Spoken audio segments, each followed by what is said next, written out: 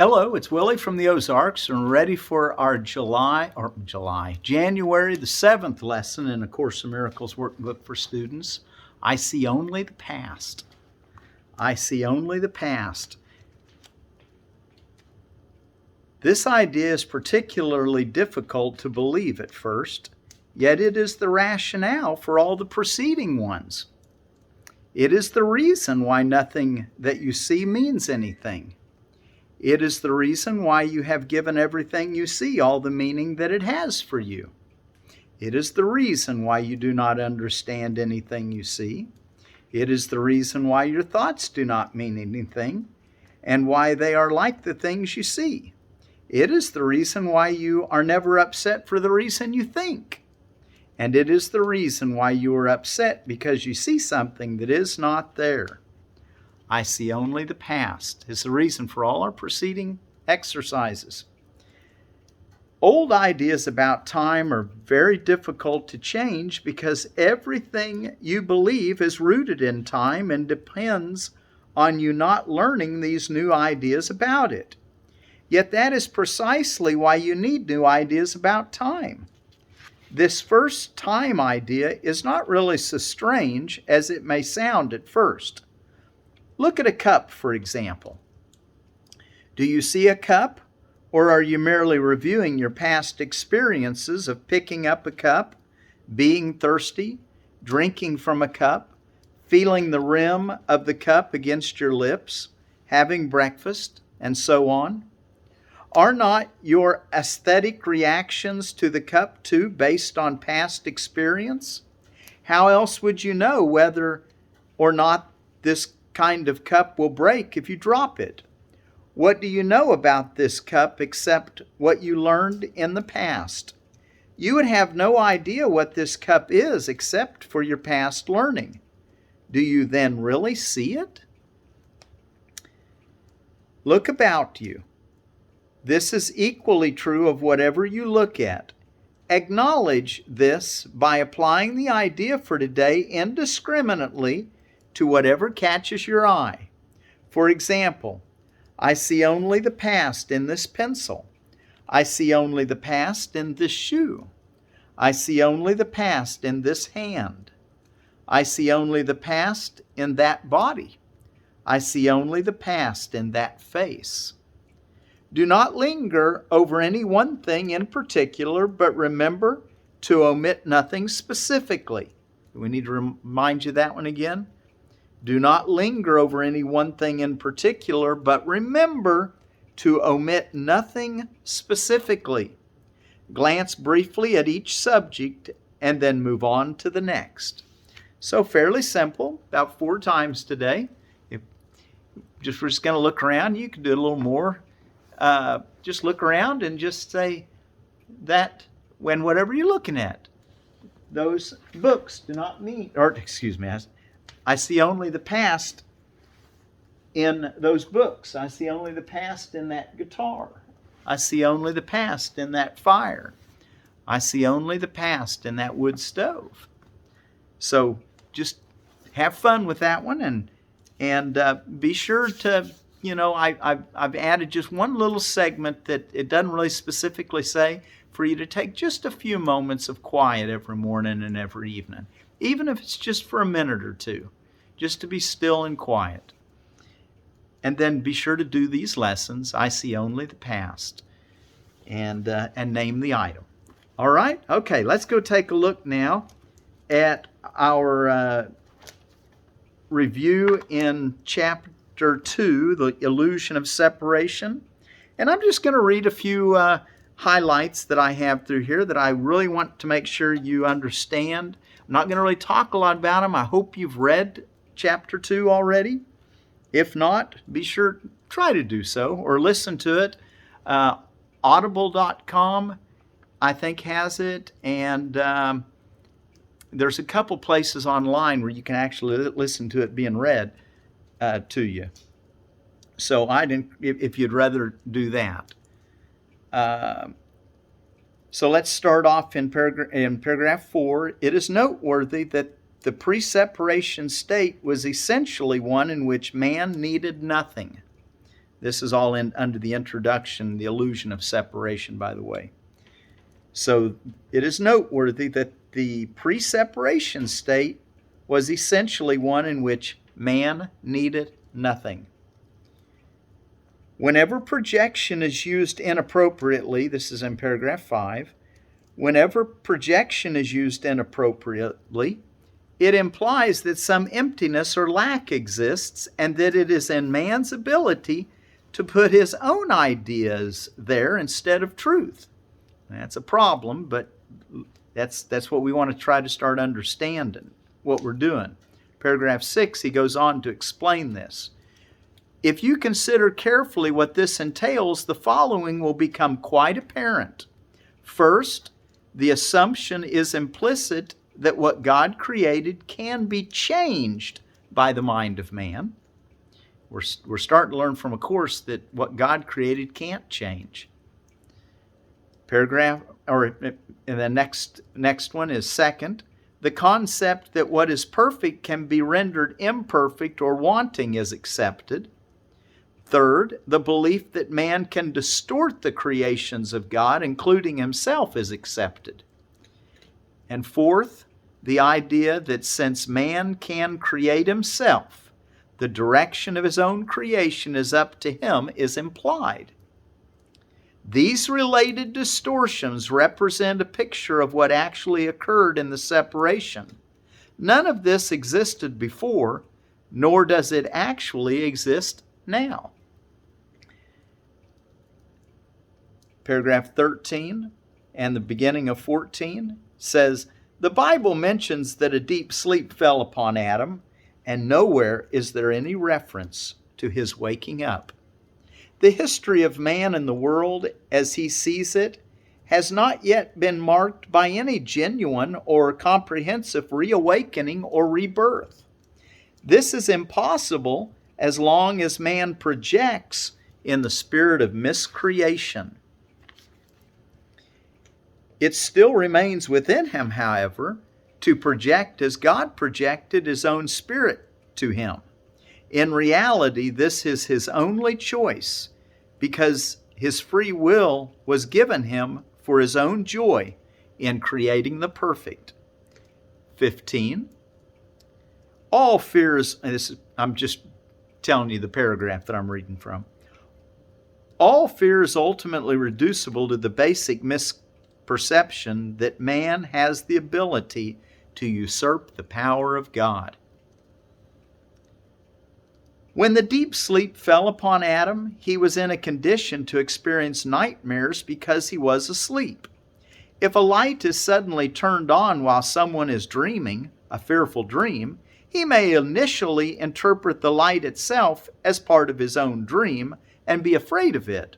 However, when he awakens, the light is correctly perceived as the release from the dream, which is no longer accorded reality.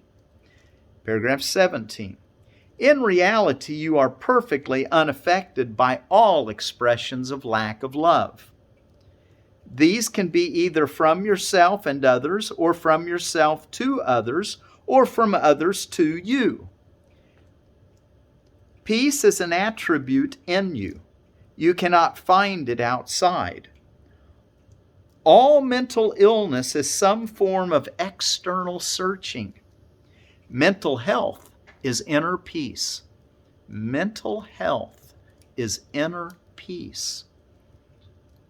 It enables you to remain unshaken by lack of love from without and capable through your own miracles of correcting the external conditions which proceed from lack of love in others. And now we're ready for section 2. I want to read a few comments from the reinterpretation of defenses. Paragraph 18. When you are afraid of anything, you are acknowledging its power to hurt you. Remember that where your heart is, there is your treasure also. This means that you believe in what you value. If you are afraid, you are valuing wrongly.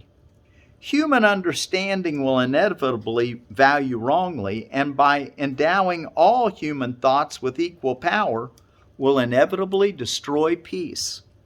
That is why the Bible speaks of the peace of God which passeth, in quotes, human understanding. Well, it's not in quotes, it's in parentheses, because it doesn't actually say that in the Bible, but it's understood, is what he's trying to say. That is why the Bible speaks of the peace of God which passeth human understanding. This peace is totally incapable of being shaken by human errors of any kind. It denies the ability of anything which is not of God to affect you in any way. Isn't that nice? This is the proper use of denial.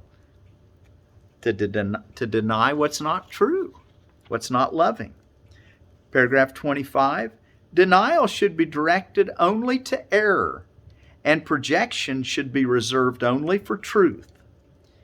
And he lists several psychological terms and what they mean, which I'm not going to go into the detail, but it's he mentions intellectualizing, withdrawal, dissociation, detachment, flight, distantiation, regression, sublimation. And then in paragraph 34, he says,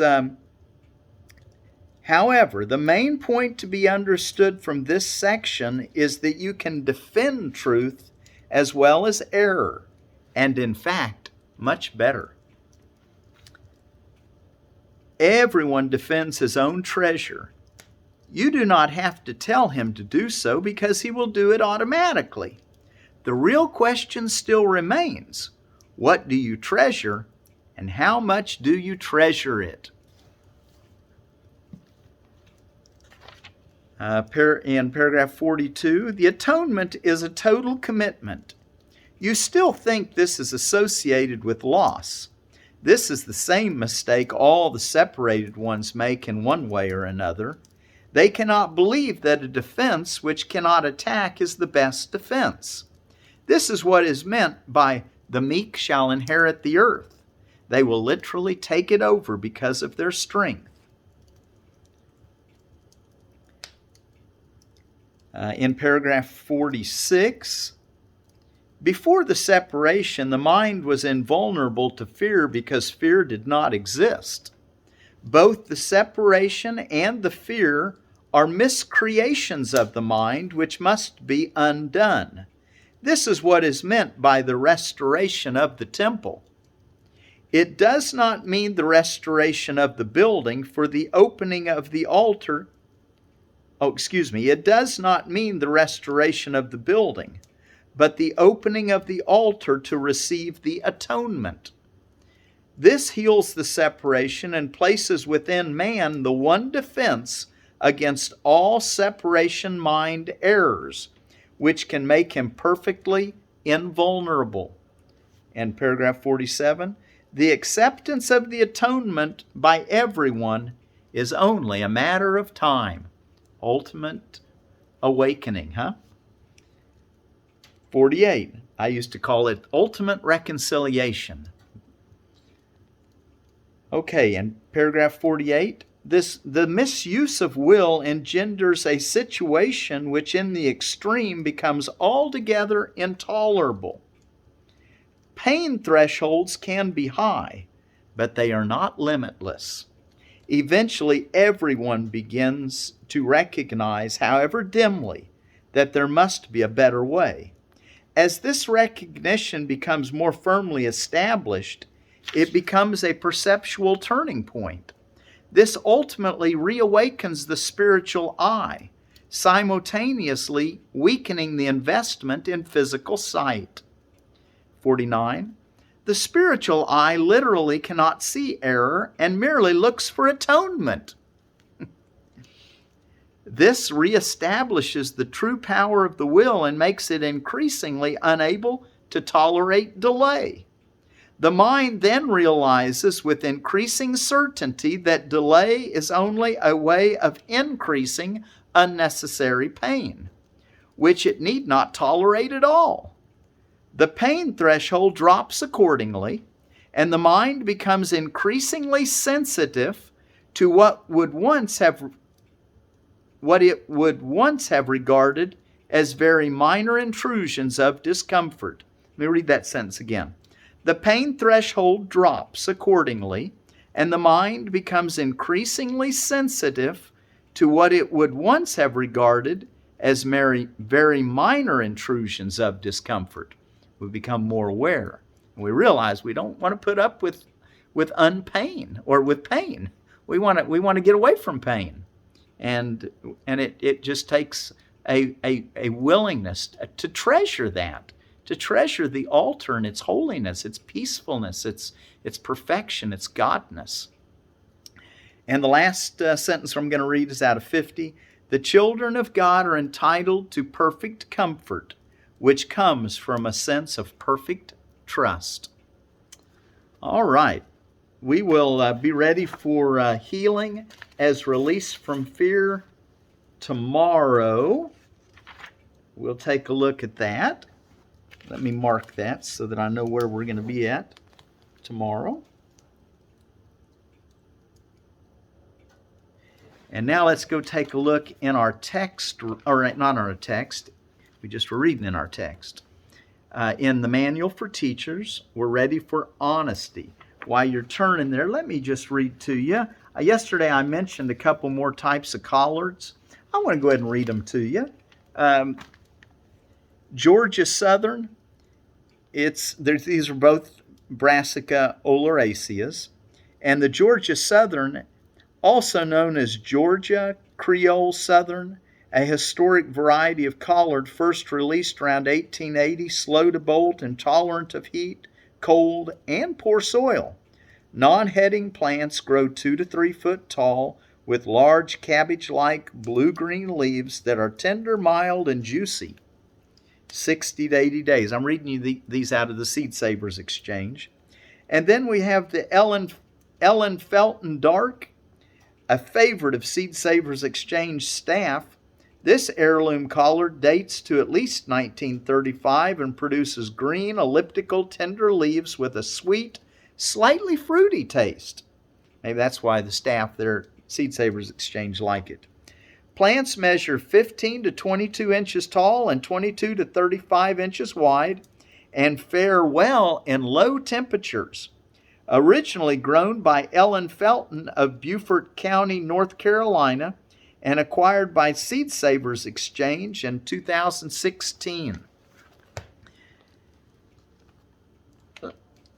There's also the old-timey blue. Let me read that. Donated to Seed Savers Exchange in 1989 by Ralph Blackwell of Alabama. Ralph's family grew this variety more than 100 years, and his mother used it to make a dish similar to sauerkraut. Plants grow 2 foot tall and blue-green leaves and purple stem veins. Very good eating quality. 60 to 80 day. Okay, well, there's some collards for you. We're going to read about some other greens tomorrow, I expect. Let's take a look now at honesty. All other traits of God's teachers rest on trust. Once that has been achieved, the others cannot fail to follow. Only the trusting can afford honesty, for only they can see its value. Honesty does not apply only to what you say. The term actually means consistency. There is nothing you say that contradicts what you think or do. No thoughts oppose any other thoughts.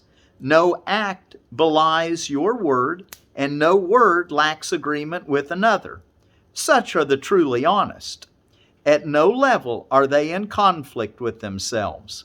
Therefore, it is impossible for them to be in conflict with anyone or anything. Paragraph 12.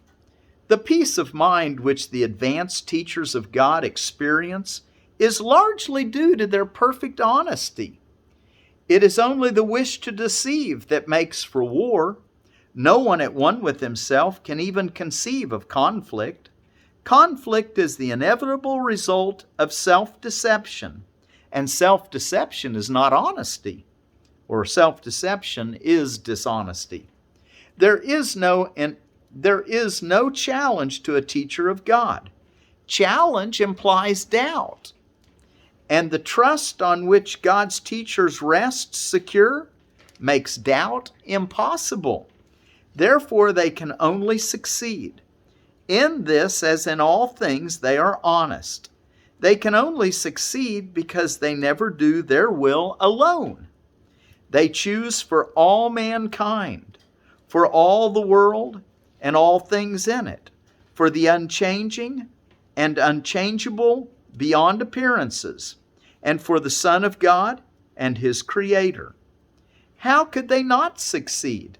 They choose in perfect honesty, sure of their choice themselves. Okay, the next quality that the teacher of God will have is tolerance. God's teachers do not judge. To judge is to be dishonest. For to judge is to assume a position you do not have. Judgment without self-deception is impossible. Judgment implies that you have been deceived in your brothers. How then could you not have been deceived in yourself? Judgment implies a lack of trust, and trust remains the bedrock of the teachers of God's whole thought system. Let this be lost, and all his learning goes. Without judgment, are all things equally acceptable? For who could judge otherwise? Without judgment, are all men brothers? For who is there who stands apart? Judgment destroys honesty and shatters trust. No teacher of God can judge and hope to learn. Gentleness. We're going to read about gentleness and joy today. Harm is impossible for God's teachers. They can neither harm nor be harmed. Harm is the outcome of judgment. It is the dishonest act that follows a dishonest thought. It is the verdict of guilt upon a brother and therefore on oneself. It is the end of peace and the denial of learning. It demonstrates the absence of God's curriculum and its replacement by insanity. No teacher of God must learn, and fairly early in his training, that harmfulness completely obliterates his function from his awareness. In yoga, we call that ahimsa, harmlessness. And it's part of the yamas and the niyamas, which all yogis are committed to. Ahimsa, the very first one, harmlessness. It will make, so he says, no teacher of God but must learn, and fairly early in his training, that harmfulness completely obliterates his function from his awareness. It will make him confused, fearful, angry, and suspicious. It will make the Holy Spirit's lessons impossible to learn, nor can God's teachers be heard at all except by those who realize that harm can actually achieve nothing. No gain can come of it. Therefore, God's teachers are wholly gentle. They need the strength of gentleness, for it is in this that the function of salvation becomes easy. To those who would do harm, it is impossible. To those to whom harm has no meaning, it is merely natural. What choice but this has meaning to the sane? Who chooses hell when he perceives a way to heaven? And who would choose the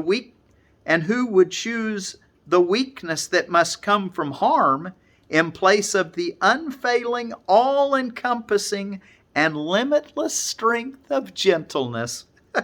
Is he trying to paint a picture here for us that we want gentleness, not anger or harm or evil thinking of others? We want gentleness. The might of God's teachers lies in their gentleness, for they have understood their evil thoughts came neither from God's Son nor His Creator. Thus did they join their thoughts with Him who is their source. And so their will, which always was His own, is free to be itself. And the last paragraph we're going to read, this is for under joy, another quality that the teacher of God develops. Joy is the inevitable result of gentleness. Gentleness means that fear is now impossible, and what could come to interfere with joy? The open hands of gentleness are always filled. The gentle have no pain. They cannot suffer. Why would they not be joyous? They are sure they are beloved and must be safe. Joy goes with gentleness as surely as grief attends attack. God's teachers trust in Him, and they are sure His teacher goes before them, making sure no harm can come to them. They hold His gifts and follow in His way because God's voice directs them in all things. Joy is their song of thanks, and Christ looks down on them in thanks as well. His need of them is just as great as theirs of Him. How joyous it is to share the purpose of salvation. Okay, well, we'll pick up there tomorrow. And one last time, here I've lost my page marker. There we go. I see only the past. So let's keep that idea in mind today. And until tomorrow, remind yourself, I see only the past. Thank you very much for joining me. Peace.